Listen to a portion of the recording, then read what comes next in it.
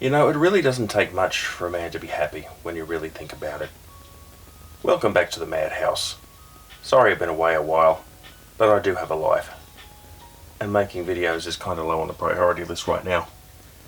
But anyway, today we're having a little bit of a look-see at the Zenit 12XP, which somebody passed on to me because, being known as the camera guy, people kind of sort of pass on cameras that they kind of don't want to me, and sometimes I get interesting things.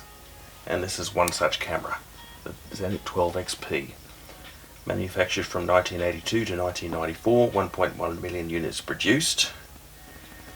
In fact, it's a bit of an anachronism when you think about it for a camera of its time, when you consider that much better cameras such as this FM2 were available in the same time period, even if they cost a bit more, or a lot more.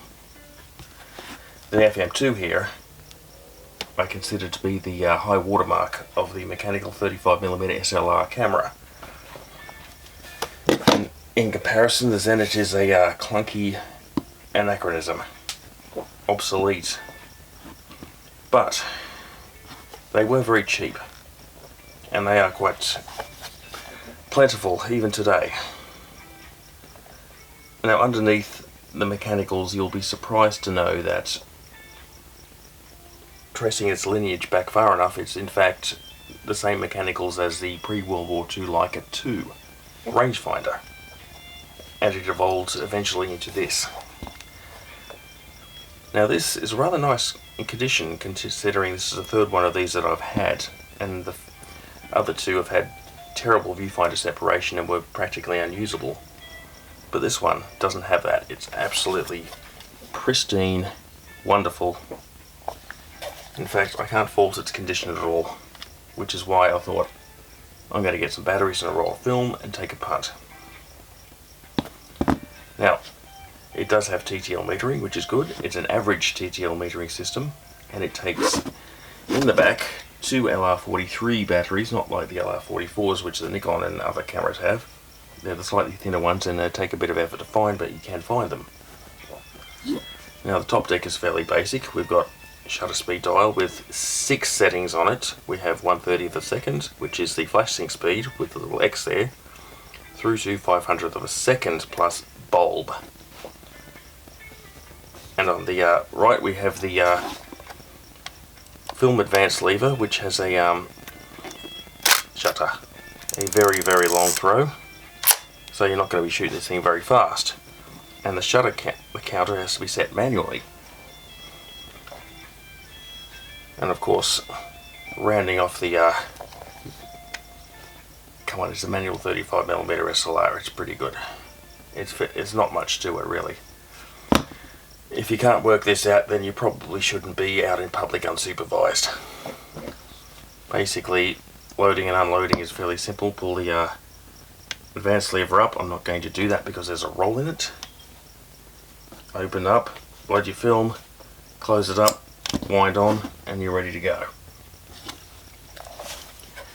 Now, as you can see, made in USSR. Generally, I don't like Russian cameras.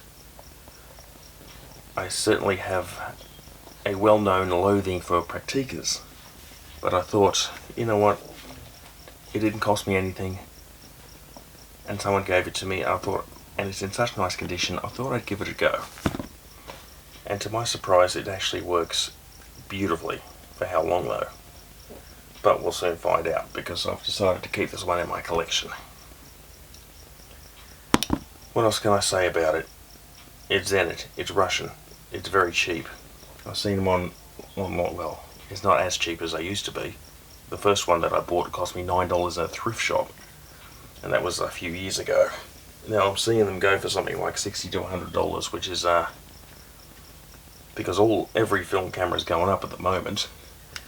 That's still comparatively reasonable compared to the price of the FM2, which this one in this condition can cost north of $1,000, which who the hell wants to pay that? But of course, I don't know if they're reliable. Some people love these cameras, they swear by them, they claim they're reliable. Some people swear at them. But you got to remember that because it's based on the Leica, the mechanicals, it requires the same kind of servicing, and whereas the Leicas, because they're valuable, they will get that kind of servicing no matter how much it costs.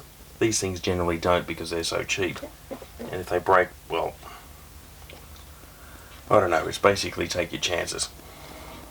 But if you can find a good one, I could probably say grab it. Grab it, love it, enjoy it. Because I'm certainly going to enjoy this one. Along with its lovely, I didn't even mention the lens. What have we got here? The Helios 58mm. What the hell? Helios 58mm 1f2, which is, as you may or may not know, based on the Zeiss Biotar from pre-World War II. Of course, f2, it operates pretty much the same as any other camera. God, sorry, it's very late in the day, and I have to speak quietly because I have a neighbour who bangs on my wall if I speak too loudly. So do pardon me.